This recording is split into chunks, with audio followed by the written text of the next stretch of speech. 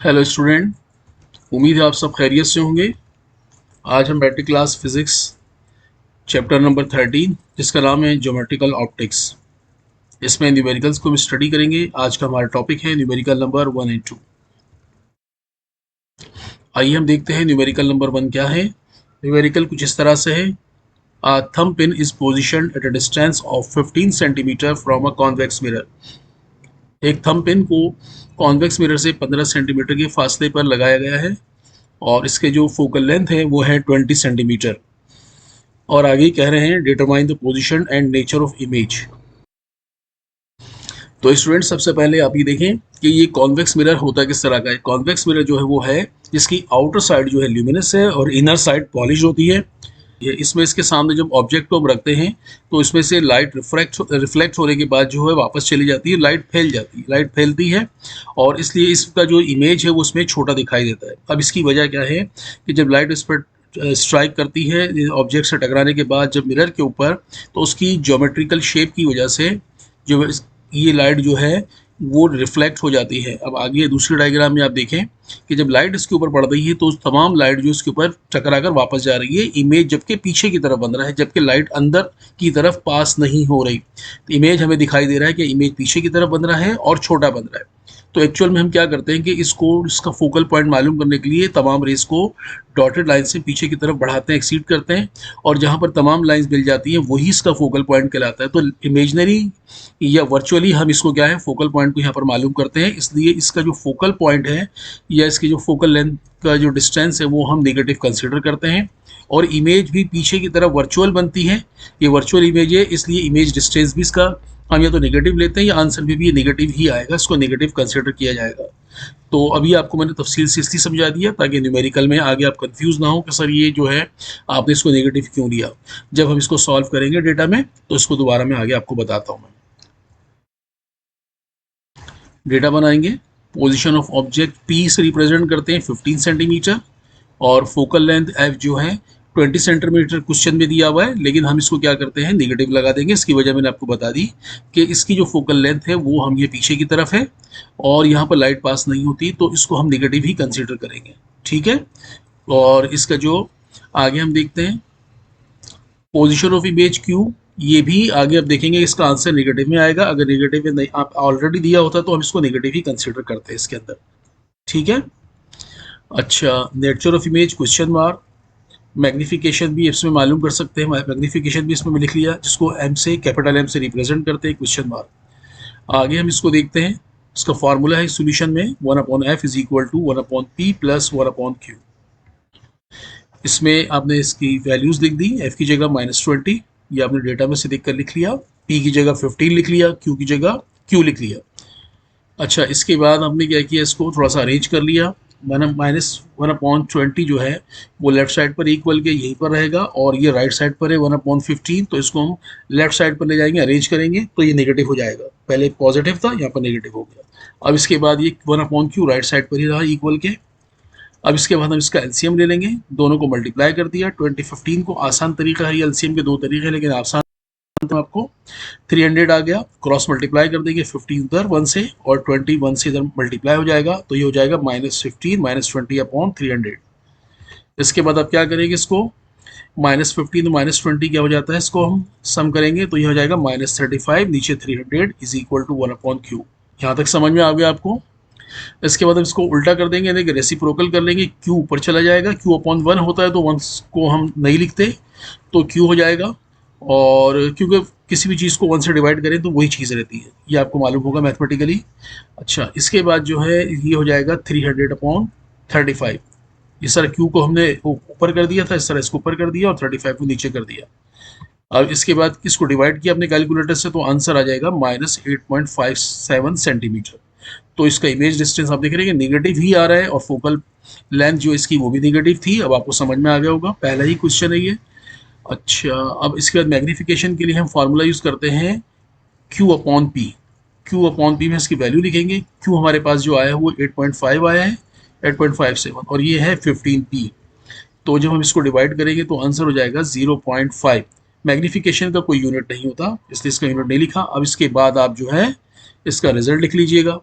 Result कुछ इस तरह से है, negative sign shows that nature of image is virtual will be form 8 - 8.5 centimetre. तो स्टूडेंट ये न्यूमेरिकल नंबर 1 आपको समझ में आ गया होगा। अब हम अगले क्वेश्चन की तरफ न्यूमेरिकल 2 की तरफ चलते हैं। क्वेश्चन 2 कुछ इस तरह से है, an image of a specimen appears to be 11.5 centimetre behind a concave mirror.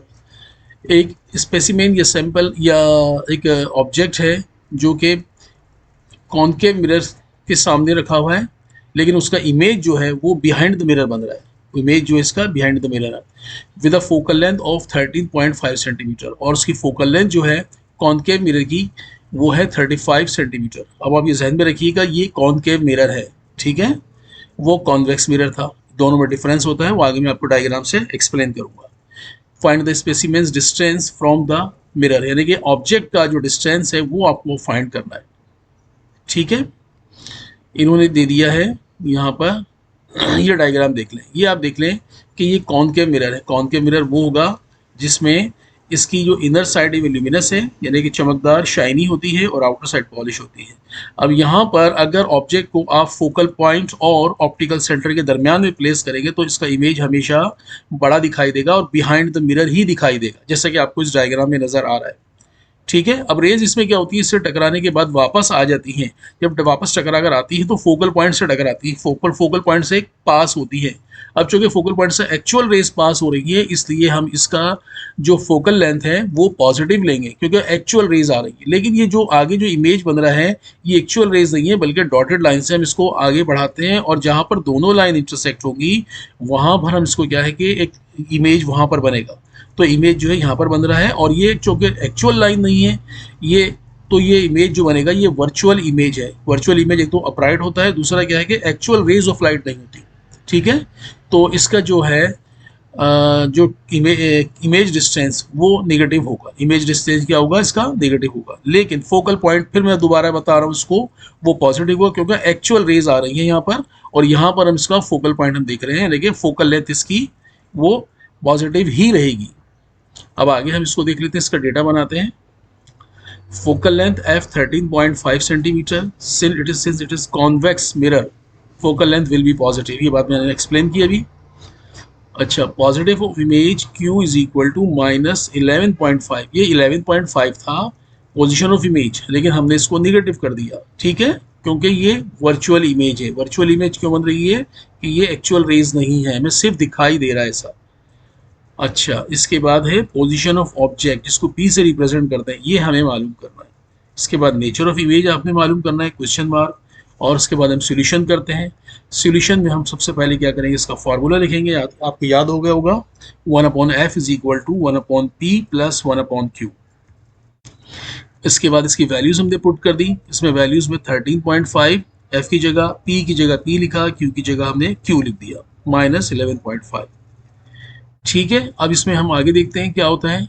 अब इसमें आप ये देखिएगा कि यहाँ पर माइनस था, माइनस और ये प्लस दोनों मल्टीप्लाई होकर यहाँ पर क्या हो जाएगा, माइनस प्लस माइनस, और ये इक्वल का साइन ये एज इट इज़, बाकी तमाम चीज़ें एज इट इज़ हैं, कोई चेंज नहीं किया, सिर्फ यहाँ पर प्लस और माइनस को ये एरो से आपको नज़र आ रहा है, ये आपको मैंने यहाँ पर माइनस कर दिया, क्योंकि मल्टीप्लाई होता है तो माइनस हो जाएगा, प्लस माइनस। अगले स्टेप में आपने क्या किया इसको कि ये लेफ्ट साइड के ऊपर 1/13.5 था, और राइट साइड के ऊपर क्या था, इक्वल के राइट साइड पर 11.5 माइनस था, लेकिन नेगेटिव यहाँ पर हम इसको लेफ्ट साइड पर ले आएंगे, साइड चेंज होगी तो ये प्लस में हो जाएगा, तो ये हो जाएगा 1/11.5, और 1/p राइट साइड पर था इक्वल के, तो राइट साइड पर ही रहा। अब इसका हम एलसीएम ले लेंगे। एलसीएम का तरीका आपको आता ही है, इसमें आपने इसको लेफ्ट साइड पर लिख लिया, राइट साइड पर लिख दिया। जरा एलसीएम इस दोनों का हमने प्रोडक्ट ले लिया नीचे, और क्रॉस मल्टीप्लाई कर लिया, 11.5 इधर 1 से मल्टीप्लाई हो गया, 13.5 इससे 1 से मल्टीप्लाई हो गया। अच्छा, अब इसको हम क्या करेंगे, 1/p इज इक्वल टू, ये 1/p एज इट इज़ रहेगा, यहाँ पर हमने इसको इधर लेफ्ट पे कर दिया, पूरे को हमने राइट पे कर दिया, इससे कोई फ़र्क नहीं पड़ेगा। इससे इसको दोनों को प्लस किया ऊपर तो ये 25 आ गया, नीचे दोनों को मल्टीप्लाई किया 155.25 आ गया। इसके बाद जो है अगले स्टेप में हम इसको क्या करेंगे, इसको रेसिप्रोकल कर देंगे, p ऊपर चला जाएगा, और यहाँ पर क्या हो जाएगा, p इज इक्वल टू, ये ऊपर चला गया 155.25 और नीचे 25, इसको आपने कैलकुलेटर से डिवाइड किया, आंसर आ गया 6.21 सेंटीमीटर। ये इसका आंसर हो गया। अब इसके बाद जो हम इसका रिजल्ट देखते हैं, रिजल्ट है the distance of object from the mirror should be 6.21 centimetre and image will be virtual. तो स्टूडेंट, उम्मीद है ये आपको समझ में आ गया होगा। और इसमें अगर आपको फिर मज़ीद कोई कन्फ्यूजन हो, कोई बात अगर नहीं समझ में आई हो, तो आप कमेंट्स बॉक्स में लिखिए और मैं इसको अगेन दोबारा किसी और वीडियो में एक्सप्लेन भी कर दूंगा। लेकिन उम्मीद है आपको ये समझ में आ गया होगा। अगली वीडियो में मिलते हैं इंशाअल्लाह। अल्लाह हाफिज़।